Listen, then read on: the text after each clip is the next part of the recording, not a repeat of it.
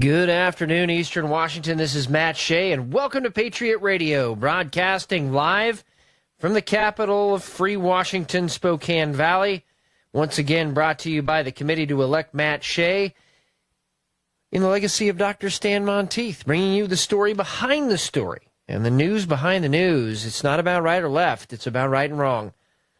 And it's about us doing the hard work to implement freedom, because our hope is not in man but in Jesus Christ, and we can't end in prayer.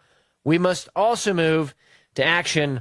Exodus 15:3, the Lord is a warrior, the Lord is his name. Are we warriors?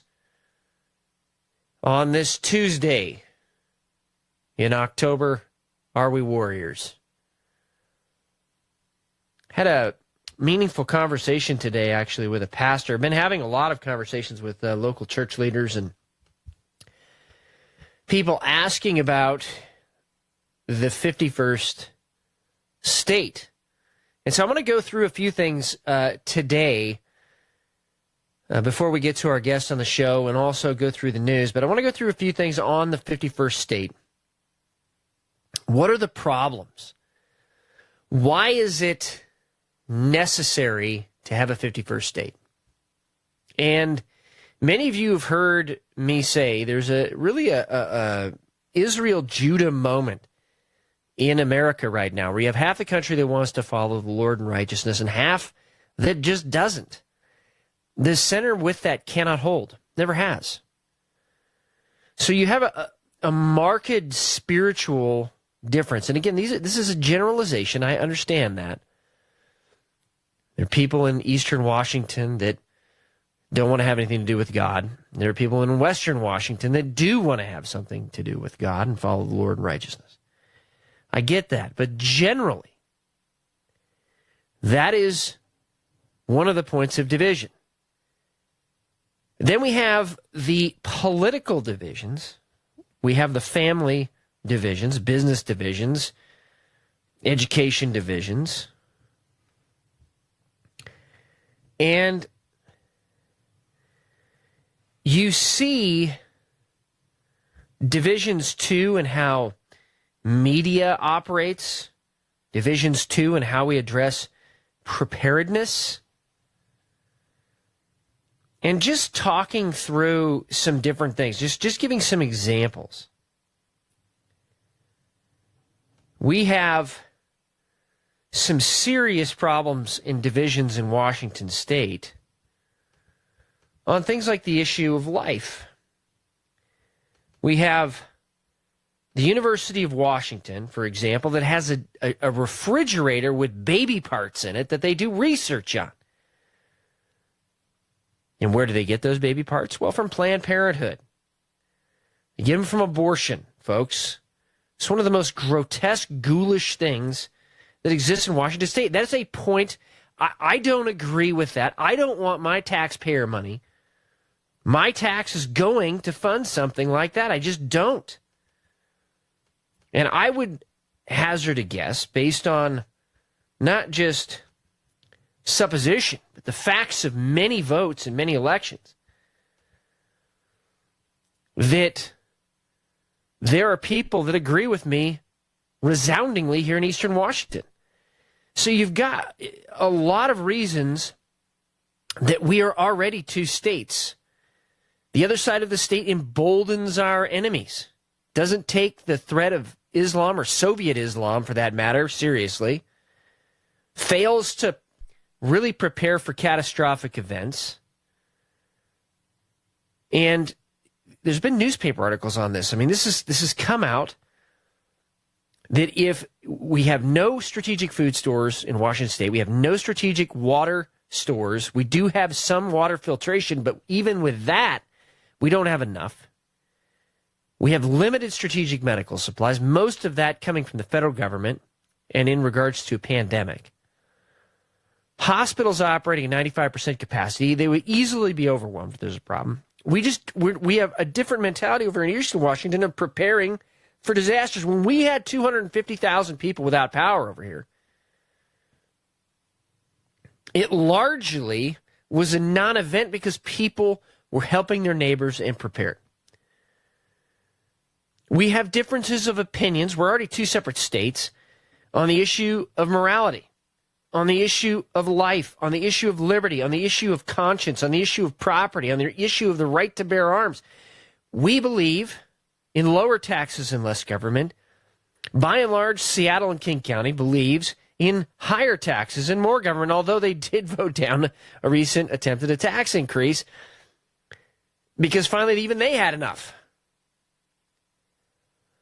And the fact of the matter is they believe in a system that promotes destruction and corruption. Let me be specific about that. If you take a look at these people promoting the policies of, for example, the introduction of wolves in Washington State, and I say introduction because they are not native to Washington State. Now, some people will try to dispute that last point. I whatever, okay? Jim Beers has laid the case out of where those wolves came from. Nobody wants to do true DNA analysis to confirm or deny it and prove him wrong. Okay, so we're going to move on from that. But the fact of the matter is the people pushing these policies in downtown Seattle, Conservation Northwest, and these other radical environmental groups, and then you look at where all the wolf packs are, they're all in eastern Washington. So do you want a wolf pack in downtown Seattle? How about in one of the parks down there? Maybe we could put a wolf down by the Lenin statue. I don't know. But my point with this is that it goes also for forest management. We have been telling people in downtown Seattle for years, if you are really a legitimate environmentalist concerned about air quality, the greatest thing that we could do to reduce CO2 emissions and improve air quality without adding any regulations to business is to manage our forests better, for goodness sake. But we disagree on how to do that.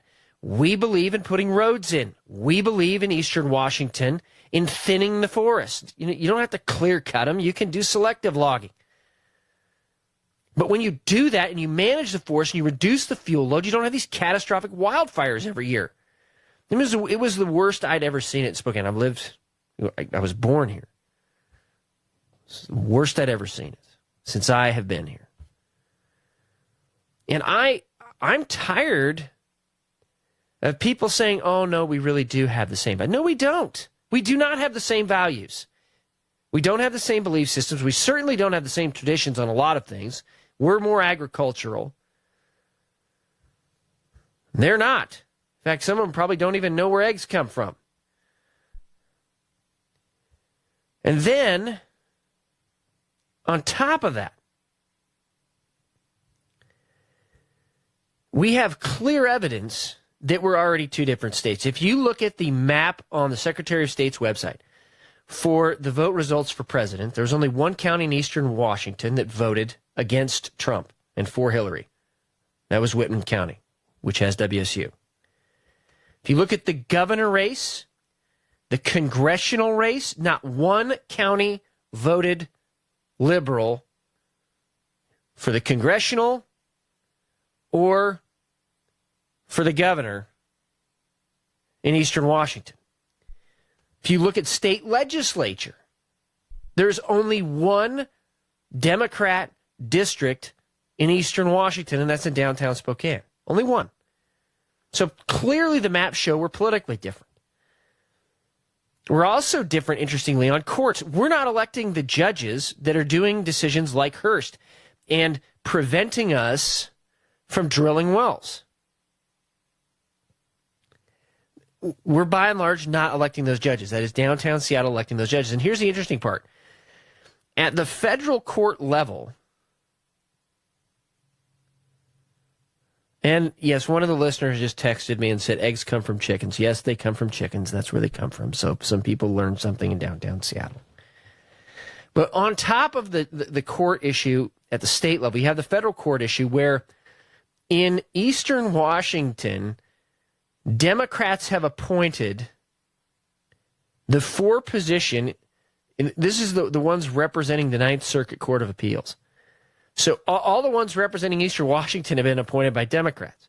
So again, disparity in eastern Washington. Then you've got the votes on morality. So let's talk about state-registered domestic partners or same-sex marriage. So out of those two votes for R71 and R74, only one county, and it was for R74, voted in favor, and that was Whitman County again with WSU. If you go just to issues of business, or I tell you what, let's take guns, for example. Bob Ferguson does not represent Eastern Washington. We're gun-owning, law-abiding, Bible-toting folks. Initiative 594. By and large, Eastern Washington voted against the background checks. Now, Spokane barely voted yes. Again, Whitman County voted yes. And for some reason, Asotin, and if there's anybody down there in Asotin County, can you contact me and tell me what happened on I-594 there? Anyway, but by and large, again, the split is at the Cascade Crest. Looking at property taxes and sales taxes, we have the lower sales tax, generally the lower property taxes in Eastern Washington compared to Western Washington. In fact, the highest property taxes, the highest sales taxes are in downtown Seattle. Great. Have your high sales taxes, have your high property taxes. We don't want them. If you take a look at how we vote, and again, you can take a look at these maps on the Secretary of State's website. Initiative 1433 concerning labor standards. Not one county in Eastern Washington voted in favor of that. And that's just on those things. If you get into everything from the number of mosques to how solvent we are, in other words, are we truly debt-free? Eastern Washington is totally different. We have a different mindset over here. I mean, we have City of Spokane Valley, for example, hasn't raised property taxes in 9 years, has a balanced budget, almost no debt, and is able to fund massive infrastructure projects and has now companies coming in. I'll get to that here in a second on the brief. It's just very, very clear. And there's people who say, well, this 51st state thing, this idea of Liberty State is just is a gimmick. It's not. It's very popular, 73 to 75%, depending on which poll you use. One of them was 8,500 people. I mean, then you have people say, oh, well, it's not constitutional. Yes, it is. You can split a state, Article 4, Section 3. It's actually been done before. Kentucky, Massachusetts, Maine, West Virginia, Vermont. There's talk even. I mean, look at around the world what's happening. And I'll get to that here in a second. But then you have people over there say we're a bunch of welfare freeloaders. For every dollar we generate in taxes, we get more back from the benevolent people in downtown Seattle. Okay, hey, fine. You know what? If you believe that, great. We're sorry. We didn't mean to be such a burden on you. Let us go then. You can spend that money on all your social programs in downtown Seattle. We don't want to have it. Then you got people who say, well, we would be unable to function as a state. There wouldn't be enough tax revenue. Now, I want to put this to bed completely today, okay? The population of Idaho, according to the official census records, and they extrapolate this every year, is 1,695,178. Eastern Washington's population is 1,593,830. So roughly 1.6 million in Liberty State, 1.7 million in Idaho. We're roughly the same. In fact, we're the closest in population-wise with Idaho. Okay? Idaho,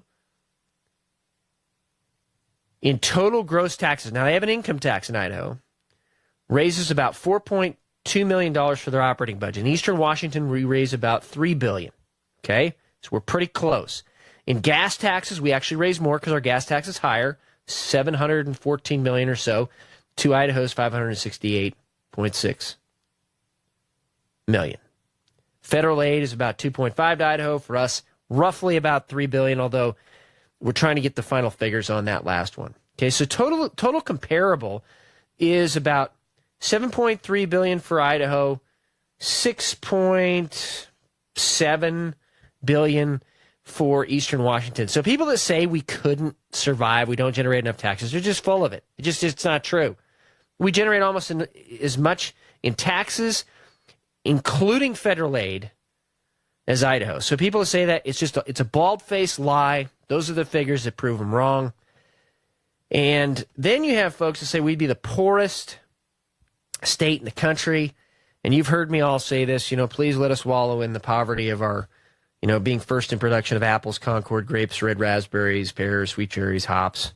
Potatoes were second, along with wine, onions, edible peas, apricots, and all. I tell you what, if we cut off the hop supply to downtown Seattle and the wine supply to downtown Seattle, I'm sure they'd get the picture that maybe we do have some wealth over here. We're third in hay production, fourth in wheat production, ninth, and this is a state right now, total forest land, ninth for total energy production, and most of that energy production is in eastern Washington. 27th in non-fuel mineral production and 29th in the U.S. for total cows. So, yeah, please let us wallow in that poverty. And, oh, by the way, about 9% of everything that is generated for revenue, okay, is from property taxes in the state of Washington. Do you think we could find 10% efficiency in government if we had a new state and not have any property taxes ever again? Yeah, and the answer is yes. It's a matter of political will. We could improve the business climate and businesses would start moving here. And that's why it's so important to understand the idea of liberty. Wherever you plant that flag, wherever you put that sticker, that's where liberty is. We've claimed that ground for liberty. And we are in the process of getting those up online at libertystate.org, libertystate.org, if you want to go take a look at it here in a few days. And we unveiled the flag. Liberty founded in truth is the motto for the new state. This was voted on by people. 1,000 people voted on this. So I say we keep moving forward. We claim the independence, claim the freedom that is our birthright. And that brings us to your daily intelligence briefing. All right, there is a lot happening. I'm going to go into a few things that are not being talked about a lot in the media. A couple of them, I'm a little, kind of don't know why either. It's really weird. But Deb Kafile out of Israel reporting that Iran and Iraq go to war with the Kurds over Kirkuk. Remember I told you here a couple of weeks ago there'd be a flashpoint. They have invaded the oil fields in Kirkuk. Now, the recent update that I also got here just before the show said that the Iraqi-backed Iranian forces, you understand what that means, okay? Or the Iranian-backed Iraqi forces, whatever. They're working together. Have taken the Kirkuk oil fields against zero Kurdish resistance. So that's a big deal. That's a big deal. The Kurds, that was one of their biggest leveraging points, was those oil fields, and now they've been taken over with almost no resistance. I also got from a friend a message before the show saying that one of their friends over in Kurdistan had to flee their village. So this war that might not just be for these oil fields, they may just expand it into the rest of Kurdistan. We'll wait and see, but war has broke out there, and the media is not talking about it, and they should be, because this could alter the course of the Middle East. Also in the Middle East, Raqqa, the ISIS capital, ISIS has fallen. The capital of ISIS has fallen.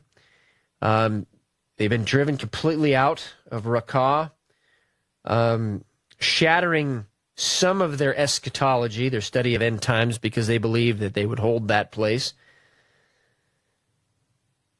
Also on the international front, North Korea threatening again missile launches. A little bit toned down now, may just be bluster this time. Certainly wasn't when they launched 3,700 kilometers into the ocean in the Pacific. We'll keep our eyes on that. Also on the international front, we talked about the Catalonians. They declared independence. Now Spain has retaliated, arresting 2 of their leaders. They're calling for nationwide protests. The Spanish clearly not getting it that these folks want to be free. But now the movement is spreading to northern Italy. Now, I want you to remember this name, Lega Lombarda. This is kind of the conservative movement. It's been around for a very, very long time. Milan, Venice, getting ready to vote for their own autonomy. Coming up here later in October, as I understand it. So this is starting to spread now, like we predicted, first into Italy, potentially maybe the Basque region, also in Spain. There's a couple others out there, but northern Italy, Hungary, Poland. Remember, these are the countries that helped the siege of Vienna drive out the Muslim armies. And so, once again, we're seeing them breaking away and wanting to break away and establish a firm autonomy, even from the EU. And when they do that, we're seeing history replaying. So keep your eyes on it. Remember that term, Lega Lombarda. Okay, we're going to hear a lot about this coming up. Also on the international front, Venezuela. Now, they said it could never happen. I remember this 8 years ago. People saying, oh, it'll never happen.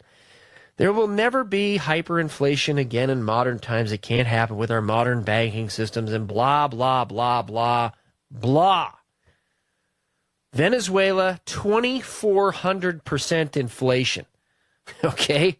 2,400. I can't even fathom what that means. 2,400% inflation. And, oh, by the way, Venezuela has billions in debt payments due at the end of this month. So we'll see what happens there. Which brings us to the United States and the national front. And Trump talking about forgiving Puerto Rico's, remember this number, $73 billion in debt. Now, already, Trump has signed off on a whopping $29 billion for hurricane relief for Texas, Florida, and Puerto Rico. And now wants to do $73 billion in debt forgiveness. How can we afford that? And then what's next? Illinois? What if there's a disaster in Illinois?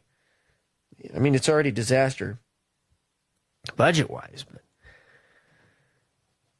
also on the national front, The Economist coming out and saying, The Economist is not your bastion of conservatism, but coming out and saying, hey, there might be a bubble as asset prices have gone way, way up. It might be a bubble, so they're warning of a bubble. So just take heed that the economy may be doing very well right now, but we may be heading toward another bubble. Ron Paul certainly thinks we are. Also on the national front, the case of this officer suing the FBI over this incident at the Dra Muhammad event in Texas, where an FBI agent, and they say the word agent in the complaint. Somebody tried to say, oh, it's not exactly accurate. It is accurate because that's what they use in the complaint, okay? That an FBI agent was present and did not stop when they could have these terrorists from attacking. It's this officer got injured and is suing now. So we're to keep our eyes on this. It's a very kind of stunning allegation that the FBI could have stopped something. At least this agent could have stopped something and didn't. So keep following that. That's very odd. Just a very odd set of circumstances, and this makes you kind of wonder about what the heck's going on. And I want to jump back up to something real quick, too, because I forgot to mention this with North Korea. Okay, they finally admitted that North Korea was launching cyber attacks on U.S. utility companies. Remember, we talked about this when Symantec came out and said, hey, somebody has hacked utility companies in the United States of America to the point they could have turned the power off at will. Well, now, Liberty News Daily is reporting about how North Korea indeed did hack U.S. utility companies and has been launching cyber attacks on U.S. utility companies.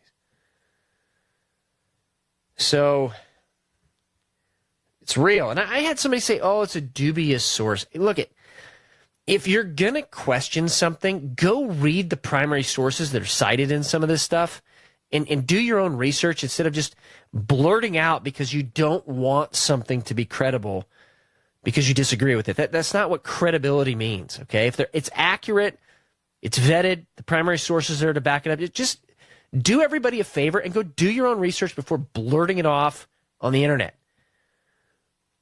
Which brings us to the next thing, which was apparently controversial, which I found hilarious. Somebody said, this is dubious. And what they were referring to is a Johns Hopkins researcher published in the British Medicine Journal. Okay, that was dubious, right? And it was a shocking, quite frankly, a shocking report on the flu vaccine. And specifically, that in a lot of cases, the flu vaccine was 9%, okay, effective in protecting seniors. And in a lot of cases, probably wasn't even necessary. So go take a look at that. It's up on Patriot Radio as well. But it's just another question arising from some of these vaccinations. Are they really necessary? And clearly, are they effective? And what I find interesting, too, is this is a study from a Johns Hopkins researcher published in a medical journal, and that's apparently dubious. It's just ridiculous. Go do your research for those of you naysayers out there and get educated on this stuff, and then come back and make some educated comments. Also on the National Front, Southern Poverty Law Center kicked out of the Department of Defense. Finally, a lot of people are very happy about that. Also on the National Front, the Department of Interior and BLM are freeing up 10 million mineral acres for development and unwinding the sage grouse regulations, which have been strangling things in the West. Great news. Great news on the Western land front. Also on the National Front, and this is one of those other things people said, the New American Magazine is dubious. And yet, I heard these things back 8 years ago. So I went and did my research, and I found that the New American Magazine has been more accurate in its predictions, more accurate and borne out in its articles than any other single source that I have ever found. And so I challenged people. I said, well, show me where they were wrong. And they can't. They just try to say, oh, they're red scaremongers and da-da. Were they wrong or right? Is there a Lenin statue in downtown Seattle or is there not? You can see I'm kind of frustrated with people not reading primary sources. Anyway, the New American highlighted the fact that Antifa is calling for violence on November 4th, and that date is almost 100 years to the day of the communist revolution in Russia, November 7th, 1917. I find that intriguing. Did they pick the date because it was that close? I don't know. But I find it intriguing. I think it's something we need to keep our eyes on. On the regional front, Judge Navarro has allowed the transfer of Ryan and Ammon Bundy to Henderson, where all reports are they're being treated much better than they were at the other facility. Also very interesting, Readout News did a great piece bringing out the fact that at the time, a report from the federal government said that the protesters were peaceful and they needed to remain peaceful. And so if that's the case, why is there even a prosecution here if the federal government, and that's called an admission against interest in court lingo, they admitted that. Why are we even prosecuting these folks? Very good expose done by Readout News. Also on the regional front, the devastation of the Hearst decision continues. I posted a ton of different information on the economic impact. I want to go through a few of these again, but we have $6.9 billion, according to this BIAW report done by HR2 Research and Analytics, $6.9 billion in lost economic activity each year in Washington State, $452.3 million in lost employee wages, nearly 9,300 jobs, predominantly in rural Washington, lost, $392.7 million in lost taxes. $37 billion in lost property values. I mean, I don't really need to go on. I mean, it's just been devastating. And thanks to judges who most of us in Eastern Washington did not vote for. Also on the regional front, this interesting case. Remember Baronelle Stutzman, florist down in Tri-Cities, had been serving a person who was practicing homosexuality for years, had been serving this person, selling him flowers for years. Person comes in and says, hey, can you do the flowers for my wedding? Can you participate in my wedding ceremony with the flowers? No. It's against my conscience. Very clear, Article 1, Section 11 of the Washington State Constitution, Article 26. Very clear on the absolute freedom of conscience in all matters of religious sentiment, and there should be perfect toleration of religious sentiment, and yet the Attorney General sued them. Now there's a Seattle coffee shop who some peaceful Christians went in to get coffee. Now they're abolitionists. They want to see abortion done away with. They did not ask these people to participate in any of their ceremonies or events or anything like that. Just sell us some coffee. And they were kicked out. Now, will the Attorney General sue them? I doubt it. And that shows the anti-Christian bias, blatant anti-Christian bias, and the blatant hypocrisy on the law of the Attorney General if he doesn't sue. That moves us to the local front. Some great news from City of Spokane Valley. Once again, they didn't raise property taxes. That's always great news. But also officially announcing the first big corporation moving into the part of the industrial park that's being developed out there, 150 jobs. Katerra makes a kind of a form of laminated lumber, but there's also a couple other companies that are moving in as well. They have not been announced yet. But some great news, 150 jobs for our community here in Spokane Valley as we continue to grow and continue to prosper. Great job, Spokane Valley City Council. And folks, if you're voting, if you want to see Spokane Valley stay conservative and continue to bring jobs without raising taxes, with good roads, you want to see that continue? Keep the current city council. Don't vote anybody else in. Like, you know, a couple of the candidates, they support tax increases. One person got a 0 on We Believe We Vote. That means they actually filled out the forms, did the interview, and got a 0. And I don't even know how that's possible, but they did. If you want it to stay a Christian conservative constitutionalist city that's fiscally responsible, bringing jobs in, keep the current city council. Get out and vote.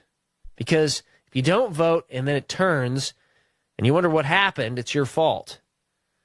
So get out and vote, and they're doing a great job. They really are. They're known all over the country, actually, about how well they're managing the city. Also on the local front, October 19th, Center Place, 7 o'clock, Tom DeWeese of American Policy Center, we had him on last week, is coming to talk about Agenda 21 and Agenda 2030. So take a look at that and make sure you show up for that. Also, if you get a chance, October 23rd at Candlelight Christian Fellowship in Coeur d'Alene, 6 to 8:30. Patriot Academy is having their annual fundraiser. If you want to see the next generation of youth, now some people say there's not enough youth in the Liberty Movement. Yes, there is. This is the place to go meet them. October 23rd, Candlelight Christian Fellowship in Coeur d'Alene. And that is the briefing. Remember, the antidote to dependency and socialism is to be a God-fearing, self-reliant, freedom-loving American. Thank you to everybody that has been praying for us. Thank you to everybody that attended our great fundraiser up at Trezzy Farms. It was awesome. Just so great to see that many people up there. Thank you very much. Very successful. And if you want to still support the show, you weren't able to attend the fundraiser, you can go to voteshea.com and lend me your endorsement. You can at least do that if you have an opportunity, or write a nice message or review up on Patriot Radio US on Facebook. Let us know that you're out there and what you think of the broadcast. Well, every year I bring on my friend, Kellie Richardson. She's the author of Final Arrangements 101. It's a book that is there to help veterans. I talk about this, and some people get depressed. We're talking about final arrangements for veterans. The fact of the matter is, We have a lot of veterans that need this, that aren't thinking about it. They're kind of scared to talk about it. And this is the opportunity we can talk about it. Kellie, thanks for joining me on Patriot Radio today. Thank you, Matt. Thanks for having me back. Hey, really appreciate all the great work that you're doing. So tell the people out there a little bit about your book and why you think it is so important for veterans to take this stuff seriously. Okay. The title of my book is Final Arrangements 101, How and Why to Plan a Meaningful Funeral or Memorial Service Before It's Too Late. And I wrote the book because I've had the same conversation with several thousand people over the last 20 years. I'm literally a broken record. And most of those conversations have been with veterans and their families. And I talk to people every day so much that I had to put it into a book because there's just one of me. But there is still today just this overwhelming misconception among veterans, especially the older ones, that the VA is going to pay for their funeral, and that is not the case at all.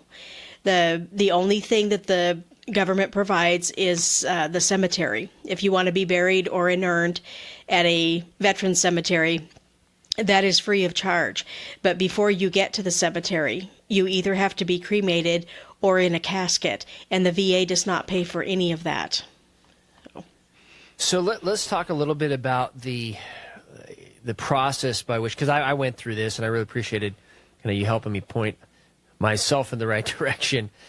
But you can actually apply to the Veteran Cemetery out on West Plains, out near Medical Lake, and you can go there. Tell the process about how you can go about doing that, because there's probably some family members listening where a veteran might not want to do it, but the family member will help them. Right. So you can pre-register for any veteran cemetery, and the one we have here in Medical Lake. You can pre-register, and what they do is you provide them with your DD-214, and they look into your service records to make sure that you are in fact a vet and that you were discharged under other than dishonorable conditions.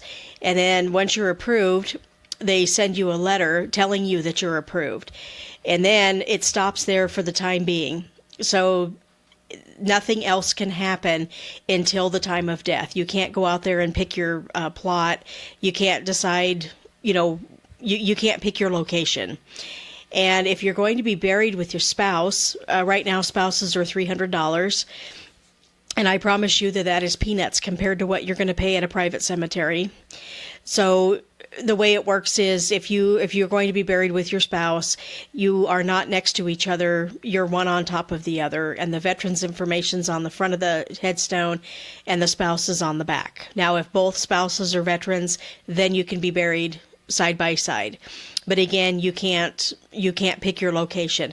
And also, they will not make any arrangements with you until the death has occurred. So you have to wait till your loved one dies, and then you go out there, and then they begin the arrangements and set a date and decide which plot they're going to put them in. So that's something that I really highly recommend people to do, is to pre-register. Make sure you qualify, because there are a handful of veterans who don't qualify. One of those groups being even if you got a dishonor, or even if you got an honorable discharge, if you later commit a serious offense, you become a felon of certain types, you lose the right to be buried in a cemetery. And also, state service by itself does not count. So the only time somebody who served at the state level will qualify to be out there is if they ever got called to federal service. So if you're in the National Guard and you don't ever go anywhere, you'd ever deploy overseas, you don't go anywhere, you don't qualify to be buried in the Veterans Cemetery. You have to be called to active duty in order to earn that. So there are a handful of people who don't qualify. And I recommend that whether you do or don't, it's better to find that out now. So that if you don't qualify, you can start making other arrangements, and don't wait until the time comes, because it's already a crisis. And then to find out the hard way that your dad doesn't qualify to be out at the cemetery, it's pretty devastating. Right. It's why you should do this stuff now. I mean, why not just send it? It's like a 8-page piece of paperwork, right? You send it in, they do a review, they call you up and check some things out, and then you're good. You got something reserved, and it's done. Right.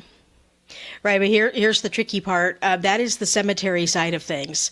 They pay for your plot and the opening and closing, and of course you get the flag and the marker, and that's all great. But that's the cemetery side of things. The VA does not pay for the funeral side of things, and I've talked to a lot of veterans who they think that when you die, you just get taken to the cemetery, and no, you first have to go to either a funeral home or a cremation service. And before you go out to the cemetery, you will either be in an urn or you will be in a casket. And so a lot of families over the years have come into the funeral home, and they are devastated when they find out that their dad's funeral is not paid for. And secondly, the VA death benefits, they are a partial reimbursement after the fact. So the VA does not pay for anything up front, and they only pay for certain certain veterans. One, you have to die from service connection, or you have to die inside the VA hospital, or you have to be collecting a disability pension. Well, that sounds like it covers a lot of veterans, but it doesn't. There's ifs, ands, or buts in each category. And also that it does not apply if you use the veteran cemetery. The government is not going to give you a free grave plot plus pay you on top of it. So you only get that reimbursement if you use a private cemetery. And the amounts that they have for each of those categories are a mere fraction of what it's going to cost to have your funeral and then to be buried in a private cemetery. So let's talk a little bit about, because I really believe this is one way we can honor those that have served, particularly, in World War II, Korean War, Vietnam War. So there's really kind of two questions here. The first is how many vets are passing away daily? Because I think it must be a lot. Now, you may not know the number. And then secondly, what do you see and what have you found to be the biggest challenge besides them showing up and saying, "Oh my goodness, the funeral's not paid for"? Mm-hmm. Well, in addition to a lot of veterans have not planned for their funeral, they haven't planned for anything else either. And I meet a lot of veterans' families. I met with 3 families today that were veterans, and I talked about the misconception of them thinking that it's all paid for. And so what happens is they don't do anything at all. So aside from your funeral, there's a dozen other things that you also need to plan for when you're thinking about the end of your life. And I talked to veterans, there was no will, there was no power of attorney, there was no advance directives, there was no instructions left of who's going to clean out the house, what's going to happen to your pets if you die tonight. That's a big one. And then most everybody has heirloom items. They might have their grandmother's jewelry or their dad's hunting rifles. And do those items need to be given to a particular family member? And I'm just seeing a lot of veterans that they're not taking care of any of this stuff. They're not thinking about it. They haven't talked to their family about it.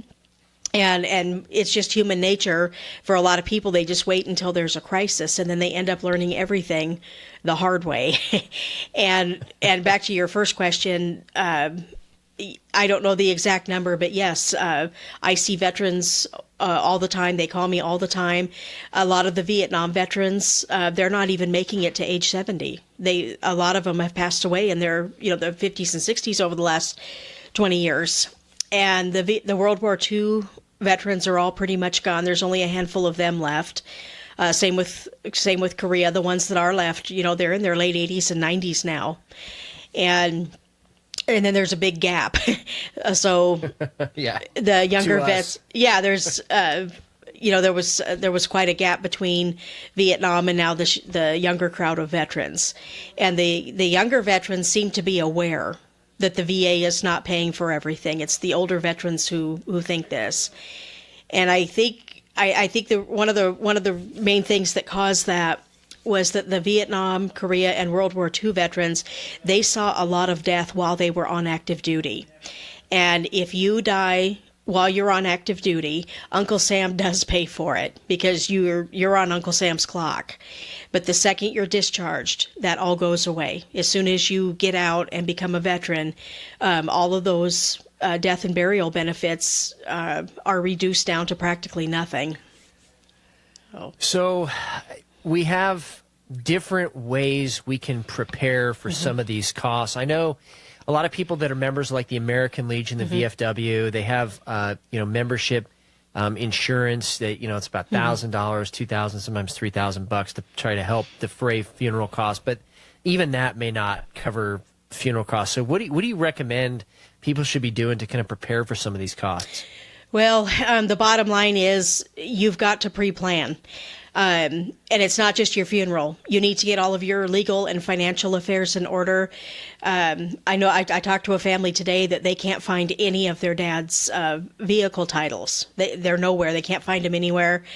And I really recommend people to don't wait until there's a crisis. Start getting organized now. And if it's been a while since you've done something, you need to update, whether it was a will, a really old will, power of attorney, vehicle titles, property deeds, who's going to get your house, what's going to happen to your dogs.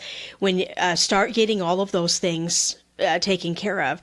And then, of course, each one of us is different, and people have different types of legal problems. And one of the biggest problems we see at the funeral home is people who have children from different relationships, and that's where a lot of the family fights come in. You get the kids from the first marriage, and then you get the kids and the stepkids from the second and third marriage, and the fight's on. One person says, well, mom wanted to be cremated, and the other one say, no, we're burying her. And so the fight's on. And then when they decide on burial, then they get in another fight over, are we going to put her in the white casket or the pink casket? And this may sound ridiculous, but it's not. This stuff happens all the time.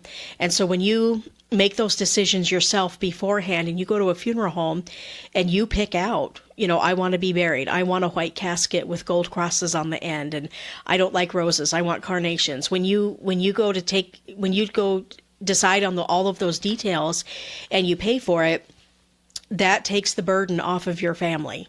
So now your family doesn't have to fight over what you did or didn't want. And then when they find out that you paid for it too, that's a huge gift. That's one of the best things you can do for your kids and grandkids is to prepay for your funeral and whatever else, whatever other matters you have also.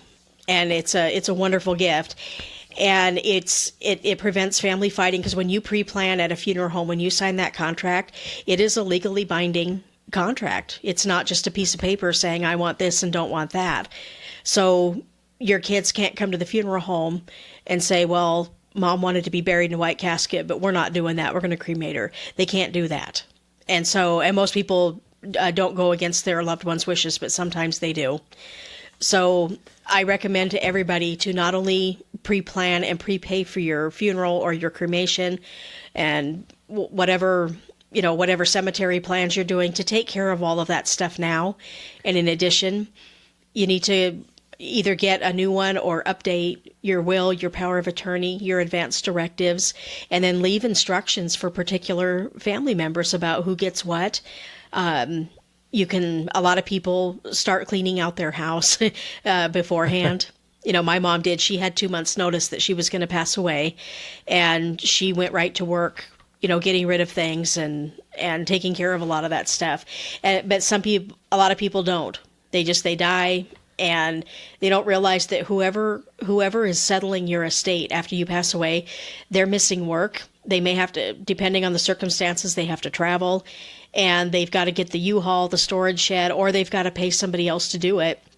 And so I really recommend to people that start, if you're getting up there in age or you think you're nearing the end of your life, start cleaning out your house and your garage. And, start taking care of that stuff now. And you can't plan for everything. There's always going to be some surprise. But if you can get the bulk of it taken care of, and then when you pass away, your kids don't have as much stuff that they have to do. And it's really hard when whoever's settling your affairs lives in another town, and now they're taking off of work and they're traveling, or paying somebody to come and clean out your house and take care of all that stuff. It's terribly expensive. It's just terribly expensive. And so there's all kinds of things that you can do. But the bottom line is you've got to start getting organized now. And it's best to make these decisions now while you're able to, because it's not just that you could die tonight. you could become incapacitated. You could have a stroke. You could get injured in an accident and you end up brain damaged or on life support. And those type of situations cause similar legal problems. So I want to highlight this because as an attorney, I just get I get so many cases where people aren't organized. First of all, it's really simple if you're a veteran. Put everything in a little binder or a folder so it's all in one place. Go and actually take care of your last will and testament. Go and take care of your life insurance. Make sure your beneficiaries are updated because a lot of people don't know that life insurance passes outside of probate, so it doesn't go before the court. Make sure that you have a power of attorney and a health care directive. Make sure you have your titles and your deeds all in one place. And some of your titles, you can actually do something called a joint tenancy with right of survivorship, which also can pass outside of probate. So there's my little soapbox as an attorney. What other things should people be preparing for? What else can they do now in the last few minutes we got? Well, let me back up for a second and reiterate talking about life insurance beneficiaries. One of the things that's getting the younger veterans in trouble is the multiple marriages.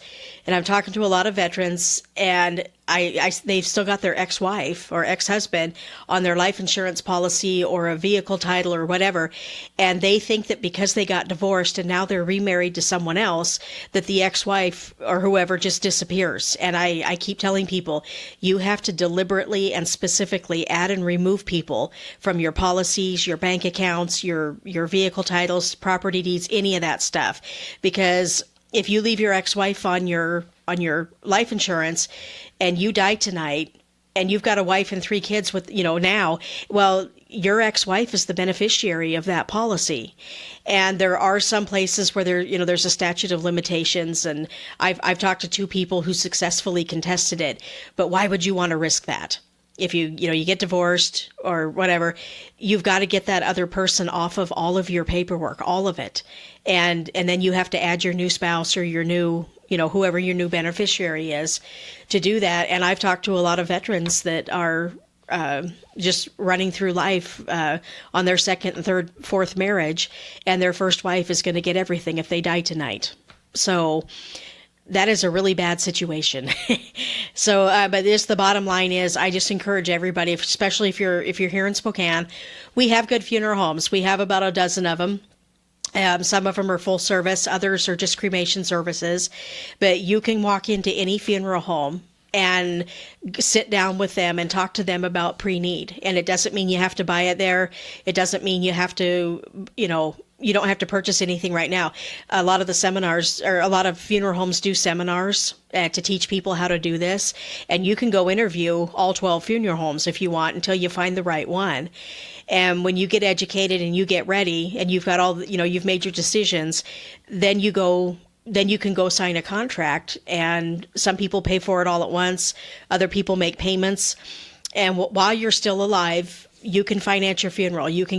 There's all kinds of insurance policies or trust funds, but you can make payments on your funeral while you're still alive. But as soon as you pass away, that's it. It's all got to be paid for because you cannot repossess a funeral. So I really encourage just everybody that's listening to this to start getting your paperwork together. It's time to talk to your family. It's time to think about, do you want to be buried or cremated? And it's time to start thinking about those things. And it doesn't, and it's not an event, it's a process. It's something that takes time, to get all of these things taken care of. So people that want to learn more, get your book, how can they get a hold of you or get a hold of a copy of your book? My book is on Amazon.com. It's on Barnes & Noble. And it's also available from the publisher, which is Outskirts Press. And if you just Google it, just Google Final Arrangements 101, it pops right up. And I've got a Facebook page. And my website is currently under construction. I'm hoping to have that up here in probably early December. So that'll be on its way. All right. Well, Kellie, thank you so much for what you're doing for veterans. I appreciate your heart for them. And this is an issue nobody likes to talk about. Yeah. But in 30 seconds, make one last plug for the veteran that's out there. I can wait another few days.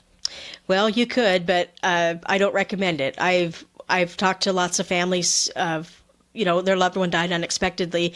And in my family, we've had 6 young unnatural deaths in our family that nobody saw coming. And most people do live to retirement age, but there's that handful of people that don't. And if you've got a family and children to support, it's not worth the risk. It's better to do it and then not need it anytime soon than to not do it at all and then get killed in a car wreck tomorrow. Because your survivors will be left in a tornado of legal and financial and emotional grief. And if you're a family member out there, it's one way you can honor a veteran by helping him get this stuff taken care of as well. So, Kellie, thank you again. Really appreciate it. And we'll have you back on next year, maybe a little bit sooner. Keep up the great work. All right. Thank you, Matt. Kellie Richardson, author, Final Arrangements 101. And again, you can take a look at her book, but you heard all of those things there. This is just something, one more thing, nobody likes to talk about, but it's a reality of life. And if it's done right, it turns out to be something that is an honor to a veteran and not something that turns into just a great dramatic and traumatic event for the family. So check her book out, Final Arrangements 101. Kellie Richardson, a great lady, great friend of mine locally, and just really appreciate all the work she's doing. I want to close today again by mentioning that there are 2 events coming up. If you didn't hear this at the beginning of the broadcast, October 19th at Center Place, 7 o'clock. Tom DeWeese with the American Policy Center going to be there talking about Agenda 21/Agenda 2030, same thing. Also, October 23rd, Candlelight Christian Fellowship in Coeur d'Alene, 6 o'clock. It's the Patriot Academy annual fundraiser. I really do look forward to seeing all of you there. This is Matt Shea. Thank you very much for listening in today. May God bless all of you, and may He make this generation the greatest one.